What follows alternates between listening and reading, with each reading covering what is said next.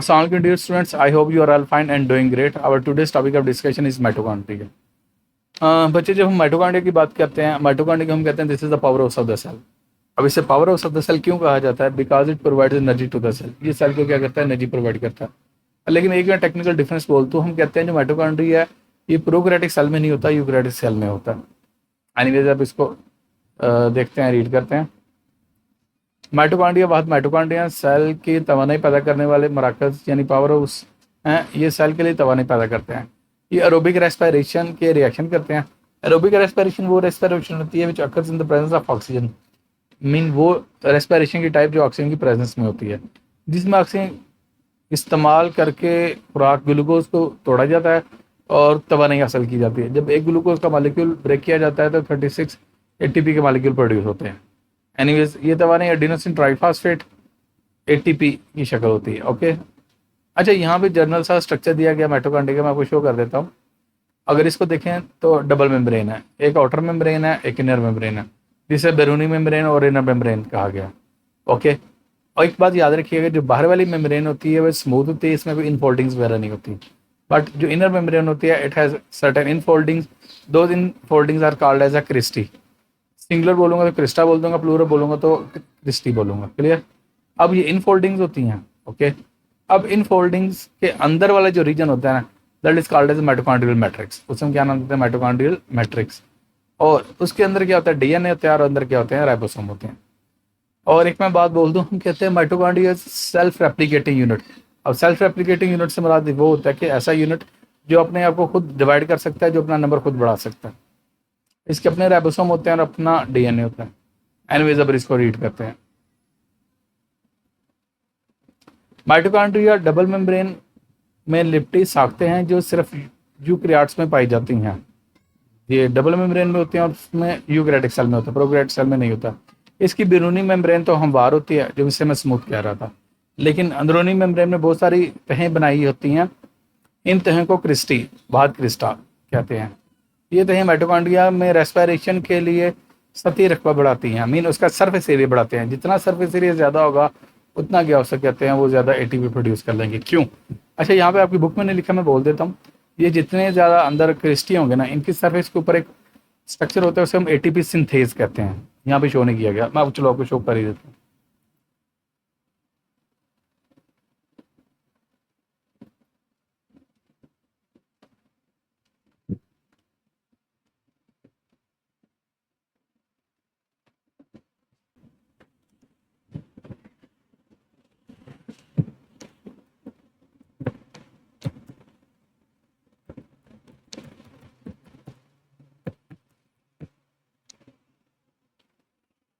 ये बच्चे मैं आपको शो कर रहा हूँ, एटीपी सिंथेज इन माइटोकॉन्ड्रियल मेम्ब्रेन।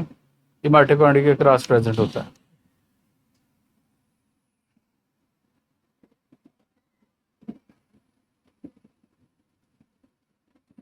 ये माइटोकॉन्ड्रिया और माइटोकॉन्ड्रिया की मेम्ब्रेन के क्रॉस होते हैं। मैं आपको सिंपल इसकी डायग्राम शो करता हूँ, ये कॉम्प्लेक्स हो जाएगी। ये इनर माइटोकॉन्ड्रियल मेम्ब्रेन और ये स्ट्रक्चर होता है जिसे हम एटीपी सिंथेज कहते हैं। क्लियर? और as the name indicate, ATP synthase mean जो क्या बनाएगा? एटीपी बनाएगा। क्लियर?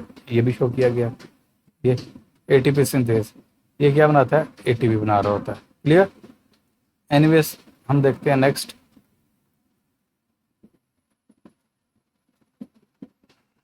माइटोकॉन्ड्रिया के अंदर अपना डीएनए और अपने राइबोसोम होते हैं। माइटोकॉन्ड्रिया के राइबोसोम प्रोकैरियोट्स के राइबोसोम से ज़्यादा मुशाबित रखते हैं। अब ये मुशाबित रखने से मुराद पता क्या है?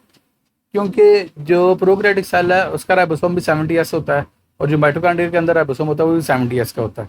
तो इसलिए कह रहा है उसके मुशाबित रखता है बनिस्बत यूकैरियोट्स के राइबोसोम के, क्योंकि जो यूकैरियोट्स का राइबोसोम होता है वो 80S होता है। ये याद रख लीजिएगा। एनीवेज नेक्स्ट हम देखते हैं। Next is the plastids. अब प्लास्टिड जो है स्पेसिफिक ऐसे structure which are present in the plant cell. ये एनिमल सेल में नहीं होते, ये प्लांट सेल की कैरेक्टरिस्टिक्स हैं। ये मेम्ब्रेन में लिपटे ऑर्गेनेल्स पौधों और फोटोसिंथेसिस करने वाले प्रोटिस्ट एल्गी में पाए जाते हैं। प्लास्टिड्स की 3 बड़ी इकसाम है, क्लोरोप्लास्ट, क्रोमोप्लास्ट एंड ल्यूकोप्लास्ट। अब देखते हैं। सबसे पहले बात की गई है क्लोरोप्लास्ट, और क्लोरोप्लास्ट इसका सबसे इंपॉर्टेंट है। ये सब्ज रंग के प्लास्टिड हैं और पौधों के सब्ज हिस्सों और एल्गी में पाए जाते हैं। प्लांट्स का जो ग्रीन पार्ट होता है वहाँ पे होते हैं और एल्गी में।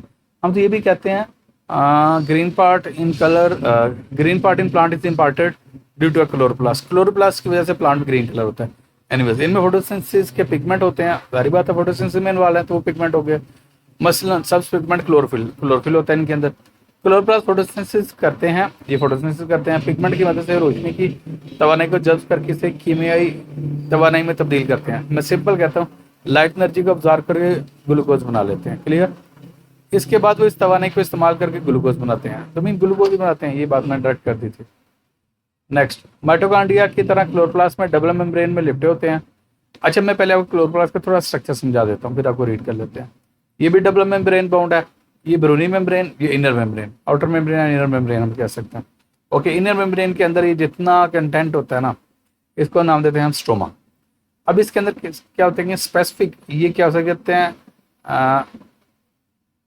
वो कह सकते हैं डिस्क शेप स्ट्रक्चर्स होते हैं, जिन्हें हम नाम देते हैं थैलाकाइड। क्या नाम देते हैं? थैलाकाइड। और बहुत सारे थैलाकाइड एक दूसरे के ऊपर पाइल अप करके एक स्ट्रक्चर बना देते हैं, that is called as a granum. ये थैलाकाइड आप उस तरह समझें जिस तरह एक सिक्का नहीं होता, ये उसी की तरह का होता है। और बहुत सारे सिक्के एक दूसरे के ऊपर जोड़ के जो स्ट्रक्चर बन जाता है उसे ग्रेनम कह सकते हैं। तो उसी तरह थैलाकाइड के स्ट्रक्चर, थैलाकाइड मेम्ब्रेन बाउंड स्ट्रैक्स हैं जो एक दूसरे के ऊपर पाइल अप होते हैं, ये पाइल अप होके एक स्ट्रक्चर बनाते हैं, that is called as a granum. अच्छा, सिंगुलर बोलूंगा तो ग्रेनम बोलूंगा, प्लूरल बोलूंगा तो ग्रेना बोल दूंगा। और ये याद रखिएगा, ये जो ग्रेना होते हैं ना, ये एक दूसरे से कनेक्टेड होते हैं with the help of structure that is called the intergrana, as the name indicate, intergrana, grana के दरमियान। ओके, अब मैं ये भी कहता हूँ कि क्या उसे कहते हैं, इसके अंदर अपना डीएनए होता है और इसके अंदर क्या उसे कहता है राइबोसोम्स भी होते हैं। और फिर एक बात इंपॉर्टेंट याद रखिएगा, इसके राइबोसोम्स भी 70S के होंगे। क्लियर? अब इसको रीड करते हैं। और ये बात मैं आपको बता दूं, जो क्लोरोप्लास्ट है ये भी सेल्फ रेप्लिकेटिंग स्ट्रक्चर है, ये खुद अपने आप को रेप्लिकेट कर सकता है। माइटोकॉन्ड्रिया की तरह क्लोरोप्लास्ट भी डबल मेम्ब्रेन में लिपटे होते हैं। क्लोरोप्लास्ट की अंदरूनी मेम्ब्रेन अंदरूनी तरफ डेयर बनाती है, जिन्हें हम थैलाकाइड कहते हैं। ये डेयर ग्रेना, और ग्रेना किससे मिलकर बने होते हैं? थैलाकाइड से। वाहद ग्रेनम कहलाते हैं। एक ग्रेनम थैलियों जैसी साख से मिलकर बनते हैं, जिन्हें थैलाकाइड्स कहा जाता है। वही बात जो मैंने की। फोटोसिंथेसिस के पिगमेंट इन थैलाकाइड की सतह पे होते हैं। जो फोटोसिंथेटिक पिगमेंट होते हैं ना, जिन्होंने लाइट को ऑब्जर्व करना होता है, क्लोरोफिल वगैरह, वो ये थैलाकाइड के ऊपर होते हैं। थैलाकाइड्स के गिर्द एक सियाल माया है जिसे स्ट्रोमा कहते हैं। इसे हम क्या नाम देते हैं? स्ट्रोमा कहते हैं। माइटोकॉन्ड्रिया की तरह क्लोरोप्लास्ट में भी डीएनए और राइबोसोम होते हैं, ये बात मैं पहले कर चुका हूँ। ओके, नेक्स्ट हम देखते हैं क्रोमोप्लास्ट। क्रोमोप्लास्ट ये ऐसे प्लास्टिड हैं जिनमें सब्ज के अलावा दूसरे मुख्तलिफ चमकदार, अच्छा मैं स्टेटमेंट बोलता हूँ इंग्लिश में तो सिंपल सा, कलर्स अदर देन ग्रीन,